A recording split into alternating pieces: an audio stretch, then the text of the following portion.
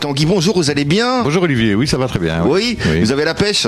Oui, j'ai la pêche, j'ai un week-end très très chargé, donc il faut la pêche. Voilà, c'est ce qu'il faut. Alors vous habitez Waterloo depuis 1989, vous adorez donc l'actualité, les médias, la lecture, et alors écrire. Et donc voilà, vous avez été contacté un peu par hasard par le groupe Sud Presse, Sud Info sur le web pour créer un blog sur Waterloo. Voilà, en fait, c'était en mai ou en juin 2011. J'ai vu une annonce dans la capitale Brabant Wallon, comme quoi ils recherchaient des blogueurs communaux. Le groupe Sud Presse cherchait des blogueurs communaux en Wallonie, à Bruxelles. Et comme j'adore les médias, j'adore l'actualité, je me suis dit tiens, si je postulais. J'ai aussi suivi des formations, des médias training, etc. à la Défense, comme officier de réserve. Et donc voilà, j'ai été retenu et depuis juin 2011, j'anime le blog Sud Info Waterloo. D'accord, très bien. Un blog de Waterloo qui est complémentaire à la capitale Brabant Wallon. Et donc pas mal d'infos, quand même pas mal de visites aussi sur votre blog. C'est waterloo.blog au pluriel .sudinfo.be. Voilà, alors plus simple, si les gens tapent sur Google Sudinfo Waterloo, directement ils vont tomber sur le blog. L'adresse est un petit peu compliquée. Donc Sudinfo Waterloo sur Google et vous tombez directement sur le blog qui est alimenté tous les jours. Tous les jours j'écris au moins un article et il est actuellement visité 500 fois par jour. 500 fois par jour quand même. Bravo. Voilà, en parlant que de Waterloo, des Waterlootois, des activités sur la commune. D'accord, très bien. Et alors ces infos, vous les pêchez où en fait? Ce sont les internautes aussi qui vous les envoient, non? Voilà, ça c'était une très très bonne question. C'était ma grande angoisse pendant les premiers mois du blog. Je dis où est-ce que je prends les infos, parce que j'avais pas envie de reproduire les articles qu'on peut trouver dans les toutes boîtes, qu'on peut trouver dans le journal de la commune ou dans le soir Brabant Wallon, l'avenir, etc. Donc j'avais pas fort envie de ça. Donc au début j'ai essayé de rencontrer des gens qui avaient des activités particulières, etc. Et de fil en aiguille, le soir, maintenant, ma boîte reçoit énormément d'emails de Waterlootois qui veulent qu'on parle de leur activité, que ce soit du théâtre, un magasin, que ce soit un événement dans une école, une fancy fair, un match d'un club sportif, etc. Pas mal d'interactivité alors avec les internautes qui visitent, mais aussi qui participent à ce blog qui est bien vivant. Hein. On le voit, il y a pas mal d'informations. Bon, vivant. Le Belgo Festival est mort, ça c'est dire moins vivant. Excellent. Oui, c'est très très très dommage. C'est quelque chose qui était une excellente initiative de l'échevin de la culture à Waterloo et malheureusement il doit abandonner la partie pour une question d'un manque de subsides de la Fédération Wallonie-Bruxelles. D'accord, très bien. Dommage que le créateur, c'est monsieur Yves van der Kreuzen qui tenait beaucoup quand même à ce festival, un festival exceptionnel. Il a pris une grande ampleur, uniquement des artistes belges, que ce soit des chanteurs, des comédiens, des artistes qui sont dans l'art plastique, des sculpteurs, des peintres, des photographes. Donc ça marchait très très bien et il s'installait bien et le Belgo Festival dépassait les frontières de la commune et même du Brabant Wallon, je veux dire, parce que le milieu artistique belge commençait à bien le connaître et ça valorisait pas mal les talents des Belges francophones, mais aussi des Flamands, parce qu'il s'appelle le Belgo Festival et il y avait aussi des artistes flamands, par exemple Bert Kruismans, bien connu, qui est tous les jours sur la première, ou bien la Framboise Frivole. La Framboise Frivole, en fait, c'est deux Flamands qui forment ce groupe et donc voilà, c'était bien le Belgo Festival. Le Belgo Festival, et donc ils ont fait le point mercredi soir.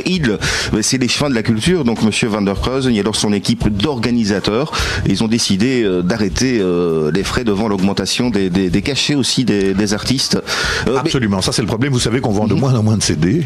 Donc vous savez aussi que maintenant, même les grands groupes anglo-saxons demandent des prix astronomiques pour aller les voir un soir à Forêt Nationale ou autre. D'accord. Mais c'est parce qu'ils doivent récupérer du pognon qu'ils perdent sur la vente de CD. Et alors le deuxième aspect aussi, c'est l'énorme part dans le coût d'un concert qui est prise par la technique, l'éclairage, le son. Donc ça prend une part énorme dans un concert et donc c'est pour ça que les places de concert deviennent de plus en plus chères. Voilà, donc un budget qui s'élevait grosso modo à 150 000 € quand même. Hein. Oui, par an, oui. Waouh. Oui. C'est balèze. ça. Hein. Ce montant était couvert grâce aux subventions publiques de la province du Brabant Wallon, du commissariat général au tourisme de Wallonie et de la SABAM. À cela s'ajoutait l'apport des sponsors privés. Ah, bien sûr, de Waterloo. Voilà. Et alors la commune, hein, qui allait également de sa poche, puisque forcément c'est sur la commune aussi, c'était 25 000 € de budget quand même annuel. Alors voilà, donc Monsieur de Guéling-Tanguy, donc cette nouvelle tombe, ça arrive mercredi. Vous êtes prévenu comment vous avez vos ramifications, votre GSM sonne, votre ordinateur chauffe. Comment ça se passe? Oui, absolument. Vous avez tout à fait raison. Vous mettez le doigt sur ce qui est crucial pour moi. Alors personne ne connaît mon GSM parce que j'ai un vrai travail qui me prend toute la journée et j'ai un GSM, un numéro de GSM strictement professionnel. Donc personne ne connaît mon GSM, donc on ne peut m'atteindre que par email et donc le soir, oui, le réseau d'informateurs se développe de plus en plus et donc je reçois l'info. Ici en l'occurrence, ça devait être un email de l'Échevin de la Culture. Donc voilà, j'ai un peu répercuté l'info et en rajoutant toujours mon grain de sel parce que ce qui fait la spécificité du blog, c'est aussi d'essayer de fournir une information décalée, un petit peu décalée, un petit peu impertinente et surtout rajouter un plus par rapport à ce qu'on peut trouver ailleurs dans les médias. D'accord, très bien. Donc vous êtes au courant rapidement, vous avez votre réseau d'informateurs.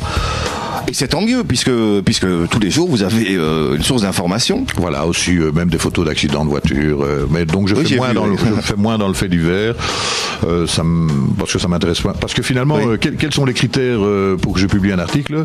Un, il faut que ça se rapporte à Waterloo, à ses habitants. Et deux, le principal, il faut que j'aime. D'accord, on comprend. Très bien, on revient rapidement au Belgo Festival, parce que c'est malgré tout une perte. 10 ans d'organisation, donc il n'y aura pas 11e automne pour ce festival dans la cité du Lion.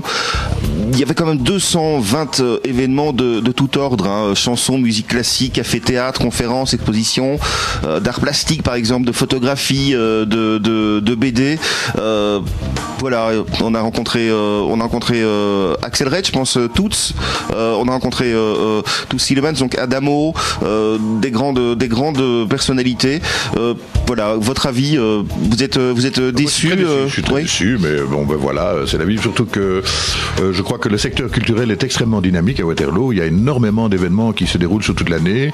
Et vraiment, depuis 10 ans, le Belgo Festival s'est installé. Donc voilà, j'ai participé à titre de citoyen à plusieurs spectacles. J'ai assisté à plusieurs spectacles. J'ai été voir des expos. Donc j'aimais bien. Donc voilà, je trouve que c'est très dommage. C'était une magnifique initiative qui est venue d'un discours du roi Albert II en 2002. En disant qu'il fallait mettre en avant dans notre propre pays les artistes belges. Et Ivan Kreuzen a réagi sur ce discours royal et a fondé le Belgo Festival. Voilà, nous on le fait aussi, hein. On programme pas mal d'artistes belges, même des gens du Nord, oui, qui chantent souvent en anglais et même en français, très bien. Alors Yves van der Kreuzen, donc l'échevin de la culture de Waterloo, se dit quand même déçu du dédain et du désintérêt, je cite, de la Fédération Wallonie-Bruxelles à l'égard de son enfant, puisque c'est son bébé. Mais alors, votre petit doigt, Tanguy, nous dit qu'il va certainement rebondir et mettre sur pied un autre festival, non, un petit truc original quand même. Voilà. Donc il a le secret, non? Voilà, donc il a l'habitude, mais il n'est pas abattu. On ne peut pas encore en parler. D'accord. Ah, vous savez. J'ai une petite idée, oui. D'accord. Ok, très bien. Merci d'être là avec nous. On parle donc de ce blog, waterloo.blog au pluriel.sudinfo.be. C'est le blog du groupe Sud-Presse sur Waterloo avec Tanguy de Guéling dans Canal Région, Canal 44, Canal Région avec Charlie et Tanguy de Guéling qui habite Waterloo et qui relaie l'information de Waterloo grâce à vous, Waterlootois, Waterlootoises, et grâce à sudinfo.be. Et donc il y a un blog qui existe que vous pouvez également, Tanguy, rejoindre via Facebook, n'est-ce pas? Absolument. Donc le blog Sudinfo Waterloo, il a aussi un autre moyen de communication qui est une page Facebook qui s'appelle simplement Sudinfo Waterloo. Voilà. Alors sur Sudinfo Waterloo, je relis, je partage mes articles. Pardon? Je me connecte. Oui. Voilà. Sur la page Facebook Sudinfo Waterloo, je partage mes articles et je partage tout ce que les toi, les commerces, les entreprises me font parvenir par Facebook et je le partage sur Sud Info Waterloo, sur la page Facebook de Sud Info Waterloo. Donc là, il y a quand même un panorama très large de tout ce qui se passe à Waterloo au jour le jour. Voilà, parfait. Alors Tanguy de Guéling, toujours accompagné de son appareil photo. Oui, ça c'est nécessaire, mais c'est pas un bloc de photos, mais la photo est très nécessaire. Ah oui, l'image. Oui, pour qu'un bloc fonctionne, il faut trois éléments. Je ne sais pas si vous savez ça, Charlie. Il faut 3 choses. D'accord. Il faut au moins publier tous les jours. Oui. Il faut des photos, mais pas des VIP, des photos des gens ordinaires, des gens dans la rue, pour autant qu'ils sont d'accord. D'accord. Et il faut être sur Facebook.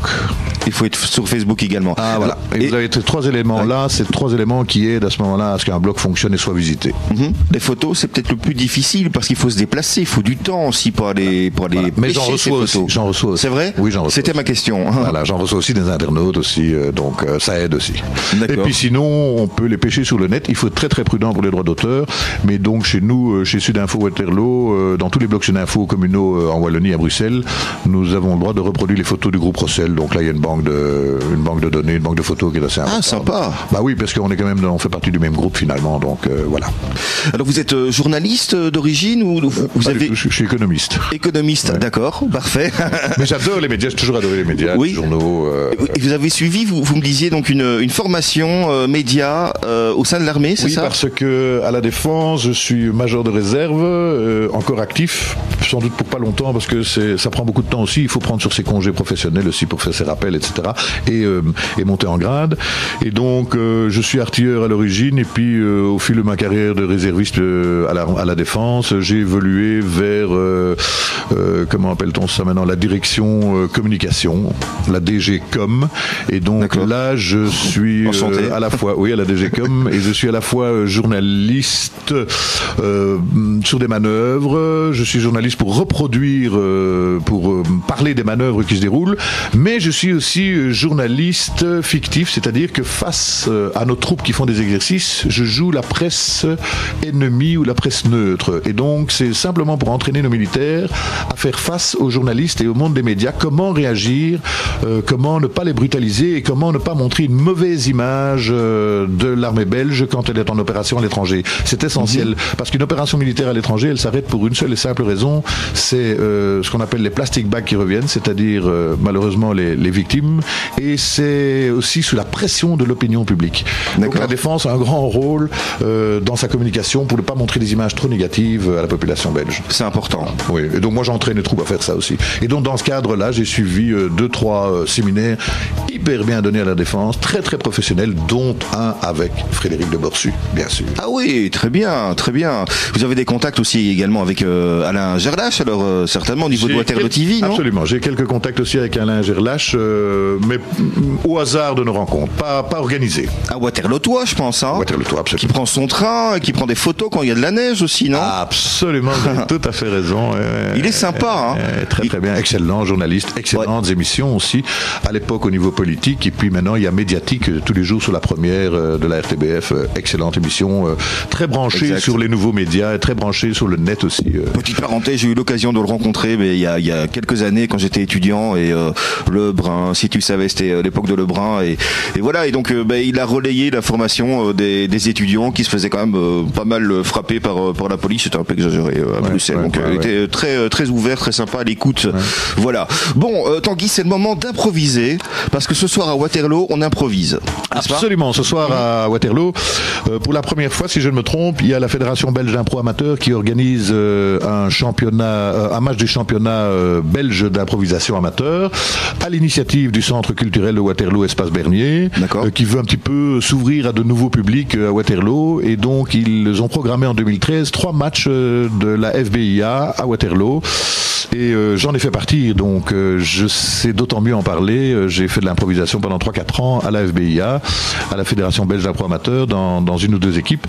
Et donc, je crois que ce soir, on va faire le plein. Il reste 30 ou une trentaine de places. Donc, on peut plus réserver sur le net parce que c'est trop tard, mais on peut se rendre sur place. Il y aura encore quelques places disponibles, à mon avis. Ça promet d'être un grand succès. C'est à l'espace Bernier même, c'est ça? À l'espace Bernier, donc dans la maison communale, la salle de spectacle dans la maison communale. Dans la grande salle alors? Dans la grande salle de la maison communale, c'est ça. Très bien. Donc, je crois qu'il doit y avoir 250-300 personnes possibles. Là, ça va être le pied, j'allais dire. Le pied pantoufle aussi. Ça va être la savate aussi. La savate, oui. La savate, oui. Donc la savate, c'est quand le public n'est pas très très heureux du déroulement de l'impro qu'il est en train de voir, et donc il peut lancer la savate sur la patinoire. On appelle ça une patinoire. Hein. La scène d'impro, c'est la patinoire. C'est la patinoire parce que tout vient du hockey sur glace en fait. Hein. Okay. Donc les jouteurs, les improvisateurs ont une tenue. Ils ont en tout cas un polo qui est un polo qui ressemble à ceux du hockey sur glace parce que tout vient du Canada et du Québec notamment. L'improvisation théâtrale est venue du Québec. Et donc là, ils ont décidé que ils s'habillaient comme des hockeyeurs sur glace et que le match d'impro se déroulait sur ce qu'ils appellent une patinoire, mais c'est la scène en fait. Hein. On peut aussi lancer la savate sur l'arbitre quand on estime que l'arbitre a sifflé une faute, parce qu'il y a des fautes en impro. Il y a par exemple un cliché, c'est une faute quand on fait de l'impro parce que c'est pas très original, mais le public s'il aime le cliché, il peut lancer la savate sur l'arbitre aussi. C'est sans violence, hein. Il faut pas la caler comme on dit en Belgique sur l'arbitre et les improvisateurs. Il faut la lancer vers la patinoire. Alors le rôle de l'arbitre justement ce soir à l'espace Bernier, c'est de réguler comment?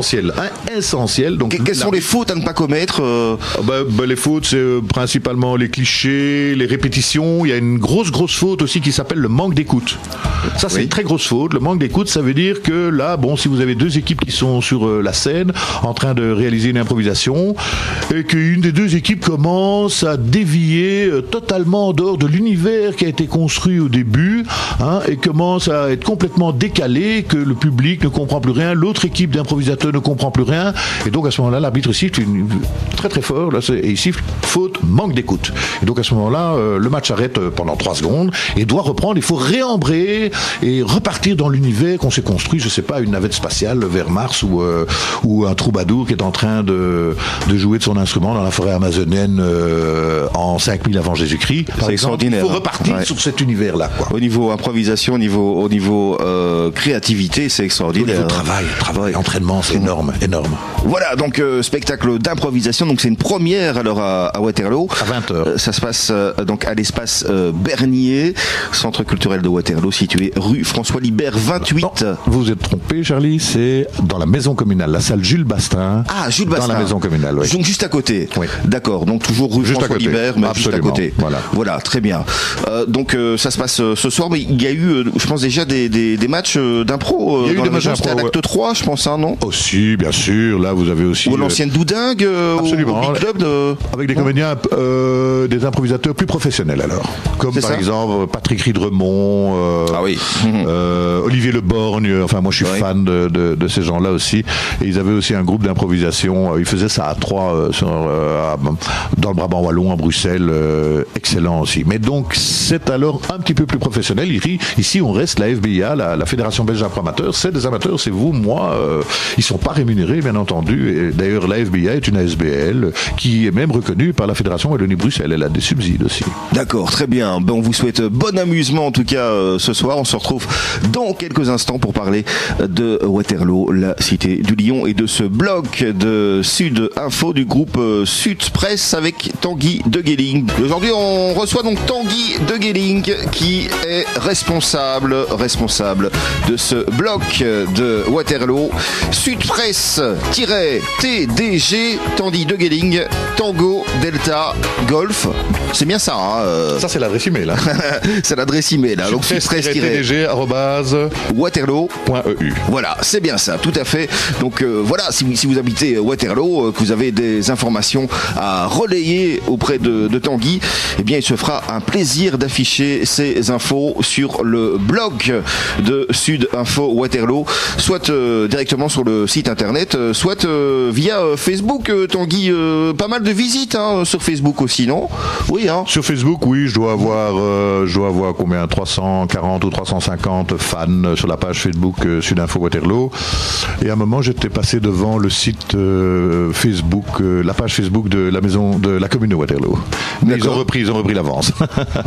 Ils ont d'autres moyens. moyens. Très bien, alors je regarde les dernières informations, on parle de pitbull.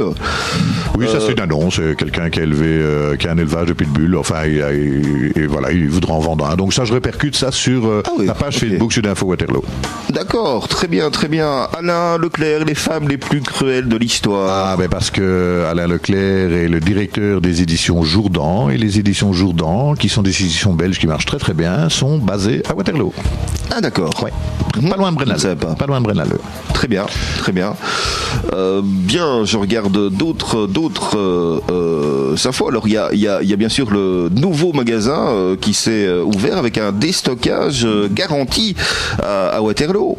Oui, le Destock Store s'est ouvert en décembre et donc je crois qu'il fonctionne très très bien. C'est des amis qui ont décidé de... C'est une initiative d'amis, je crois qu'il fonctionne très très bien. Dans Destock Store, on trouve des choses inimaginables. On trouve, ça va du cornflakes à la statue de Bouddha en passant par de la colle pour bois, des casseroles de grandes marques. Il y a même un client devant moi qui a acheté 50 boîtes de cornflakes à 1 euro. Je crois que c'est nettement moins cher que dans le commerce. Oui. Donc, oui, donc c'est très très sympa.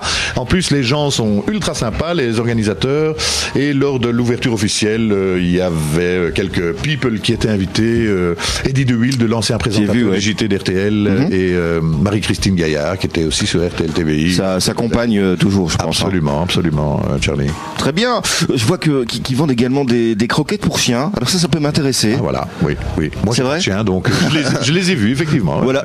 Mais alors, des produits de vaisselle, des produits de lessive aussi. Il faut acheter en gros. Non, ça rien du tout. L'article c'est bon. Ah d'accord. Oui. Mais bon, voilà. Le client que j'ai vu là, il a vu des cornflakes à 1 euro, il a pris 50 boîtes. Très bien. Parce qu'il avait des enfants qui dévorent les cornflakes. Voilà, ok, on comprend. Voilà. Alors le déstockage, c'est la boutique de cadeaux Destock Store Waterloo. Tant qu'on y est, voilà, chaussée de Bruxelles numéro 374. Tant qu'on y est aussi, c'est en face du Quick et du Pizza Hut, pour bien situer. Donc voilà, entre 10 et 18 heures, c'est ouvert aujourd'hui. Vous pouvez y aller 02 351 05 55 02 351 05 55 Destock Store Waterloo 374 chaussée de Bruxelles. Alors c'est une aventure aussi parce que c'est deux amis, je pense, une femme ou un homme au départ, et puis voilà, ils se sont rencontrés, puis par hasard, je pense. Voilà, par hasard. Elle fréquentait les magasins de déstockage à Bruxelles, je crois, et lui, il a toutes les filières auprès des commerçants, des grossistes qui ont des produits invendus, etc. Et puis ils ont uni leurs forces. Et à ces deux partenaires-là, s'est joint un troisième qui a créé un chouette site d'achat moins cher sur Internet. Très chouette site qui commence à marcher de mieux en mieux, qui s'appelle j'achète-moins-cher.be. Voilà. Ça s'écrit comme ça se prononce. Et j'achète-moins-cher.be. Et il s'est joint à eux. Donc ils sont 3 partenaires, 3 associés dans le Destock Store à Waterloo. Très bien. Donc voilà, j'achète-moins-cher.be. Il y a alors un site internet pour ce magasin de grand déstockage, www.destockstore.be. Comme ça s'écrit, www.destockstore.be. Et si on parlait du recyclage de l'ancien contrôle technique de Waterloo, Tanguy? Alors ça c'est l'ancien contrôle technique a été recyclé par un ami d'enfance qui s'appelle Thierry Vizard, que vous pourriez peut-être rencontrer ici à Canal 44, radio qui couvre Brennaleux et Waterloo. Voilà. Et donc ça c'est le Pop-Up Belgium Store à Waterloo, dans les bâtiments, dans le hangar de l'ancien contrôle technique à Waterloo, bien connu de tous les habitants de la région d'ailleurs. Et donc il est là pour 4 mois. Donc c'est le principe même du pop-up. Le pop-up, c'est la fenêtre qui s'ouvre à l'improviste sous votre écran d'ordinateur quand vous êtes en train de surfer, qu'il faut éteindre éventuellement parce qu'il y a une publicité, etc. Et donc c'est une fenêtre éphémère, et le pop-up store le Pop-Up Belgium Store est aussi un magasin éphémère qui va durer au total 4 mois, je n'ai plus la date exacte, jusqu'en mars ou avril, je ne sais plus très bien. Et là, vous trouvez des choses extraordinaires aussi, qui sont encore différentes de l'autre magasin dont on vient de parler. On trouve des pirogues, on trouve des œuvres d'art, des tableaux, des bougies, des articles de décoration extraordinaires. C'est extrêmement impressionnant de voir comment ils ont transformé ce lieu qui était un contrôle technique en un lieu qui est très féerique, qui est magique, c'est féerique, c'est beau à voir. Il y a des objets qui sont pendus au plafond, des kayaks, des pirogues. Donc il y a des poissons rouges aussi qui sont dans le sol. Oui, d'accord. Il ne faut pas spécialement y aller pour se dire voilà, on va acheter. C'est beau aussi à voir. Oui, on peut aller chiner. On peut aller chiner, tout simplement. Donc c'est sympa, quoi. Très sympa. Voilà. Et ça dure 4 mois, ce magasin-là. C'est très très interpellant, ça, quand même. Donc c'est un nouveau concept en Belgique, non? C'est un concept qui vient des États-Unis. Voilà. J'ai entendu parler déjà ça à l'étranger. Oui, c'est un peu les invendus des grossistes et des commerçants. Les faillites aussi. Les faillites, absolument. Vous avez raison. Et donc, autant qu'ils les vendent plutôt que de garder le stock sur les bras tout à fait. et qui ne génèrent pas de liquidité finalement. Donc voilà. Et donc on trouve de tout, même des pirogues. Oui, on trouve des pirogues et des kayaks là aussi, comme objet de décoration là en fait. Oui, d'accord. Oui. Qu'est-ce qu'on trouve encore là? On trouve aussi des tableaux, des statuettes africaines aussi authentiques. Oui, il y a un peu d'antiquité aussi. Il y a de tout là, c'est extraordinaire. Et dans quelle gamme de prix en fait? Est-ce que ça peut partir de très très bas. Très bas, quoi. Oui, on peut trouver des choses à 4, 5, 10 euros. Et puis on peut évoluer vers du 500 euros peut-être pour certains très très gros objets. Il y a aussi, si je me trompe, il y a quelques énormes oliviers en pot qui sont à vendre, des énormes oliviers. Et alors on s'adresse éventuellement à Thierry. Alors il va éventuellement s'arranger pour aller faire planter l'olivier dans son jardin. C'est peut-être pas la bonne saison. Alors d'où est venue l'idée justement de votre ami Thierry Visa, c'est des amis d'enfance. On habitait ensemble, pas loin l'un de l'autre, en Bramant-Flamand quand on était jeunes, et on a fréquenté le même collège à Jette, le collège Saint-Pierre à Jette. Connu, oui. Oui, connu. Terrible école. J'ai fait 12 ans d'études. Là, je ne sais pas s'il y a encore un seul jeune aujourd'hui qui a fait 12 ans d'études dans la même école. 6 primaires et 6 secondaires, ça n'existe plus beaucoup, je crois, à notre époque. Je pense pas, non. C'est plutôt du shopping scolaire maintenant. Ouais, d'accord. Ouais. Et donc voilà. Et Thierry, je crois que il était en transition entre 2 boulots ou quelque chose comme ça. Il avait alors un petit créneau pour monter cette affaire de Pop-Up Belgium Store. Voilà, faut le recevoir, Charlie, faut le recevoir. Oui, on va le recevoir certainement. Alors l'heure passe, Tanguy. Je voulais recommencer ailleurs, tout simplement avec Sophie Stern, parce que ça m'interpelle. C'est une éditrice, un éditeur waterlootois. Recommencer ailleurs de Sophie Stern. Ça se trouve sur votre blog. Ça vous dit quelque chose quand même un petit peu ce livre? Non, vous l'avez pas lu? Je l'ai pas lu. C'est sur la page Facebook, ça. C'est sur la page Facebook. Oui. Non, je le connais. Parce que j'adore la lecture. Oui. Je connais pas. Voilà. Donc là, je fais ça, c'est sur la page Facebook. Là, en fait, je répercute et je partage des informations sur Waterloo et les Waterlootois. Mais je n'approfondis pas ou je ne fais pas un article, donc j'ai pas étudié vraiment la chose. C'est une information que j'ai reçue, je la répercute sur Facebook pour faire connaître Waterloo et les Waterlootois. Voilà, comme là, il y a un livre. Voilà, cette table, salle à manger, merisier semi-massif, dressoir. D'un magasin bien connu à Waterloo. Voilà. Donc je répercute, mais c'est gratuit en plus.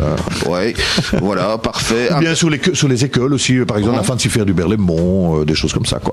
Oui, parfait. Je vois un bel intérieur ici, intérieur home décoration, ça doit être un commerçant de Waterloo. Donc pas mal d'informations, voilà, en collaboration avec pas mal de Waterloo. On rappelle peut-être l'adresse internet, l'adresse mail et l'adresse internet du blog. Alors, mais pour l'adresse internet, je vais pas vous la donner. Vous tapez dans Google Sudinfo Waterloo, vous allez tomber. Il n'y a que moi. Parfait. Il n'y a que mon blog. Et alors l'adresse email, si vous voulez communiquer des informations, des événements, des activités que vous organisez, des trucs sympas, il faut que je les aime, il faut me les faire aimer. Et à ce moment-là, je peux éventuellement faire un reportage, une interview. Alors l'adresse email, c'est sudpresse-tdg tango delta golf @waterloo.eu. Très bien. Et donc il y a également donc sur Facebook Sud Info Waterloo. Voilà, ça c'est la page Facebook Sud Info Waterloo. Tapez tout simplement Sud Info dans Facebook. Oui, il va trouver tout de suite. Voilà, les Waterlootois photographient leur commune enneigée. Pas mal de photos sympas quand même. Hein. Voilà, donc ça c'est des photos que j'ai reçues ou que j'ai repiquées sur Internet. Et je me suis dit, tiens, ce serait sympa. La neige marche assez bien sur les blogs. Les gens aiment bien voir leur commune enneigée. Elle était un peu plus, peut-être elle fait plus propre. Elle est propre. Voilà, c'est reposant. Et c'est des photos de nuit principalement, si je me trompe. Il y a des photos de nuit, un peu de tout, dont la photo d'Alain Gerlage dont on parlait là tout de suite. Oui, il allait prendre le train et son train tombait en panne. Or, il avait l'émission médiatique à faire en direct sur la une de la RTBF. Et donc, il a dû prendre la voiture. Ah ben voilà, on saura tout. Bien, comment va cette piétonne qui a été grièvement blessée, aussi chaussée de Tervuren? Mauvaise nouvelle. Oui, elle est décédée. Elle laisse 2 jeunes enfants de 7 et 10 ans. Aïe. Voilà. Ouais, ok, condoléances à toute la famille. Donc j'en ai parlé sur mon blog. Par hasard. Une Belloise. Donc ça arrive quand même plus souvent qu'on ne le pense, ce genre d'accident. Donc elle voulait traverser, c'est ça? Oui, je crois. Je ne sais pas. Elle s'est fait choper par une voiture.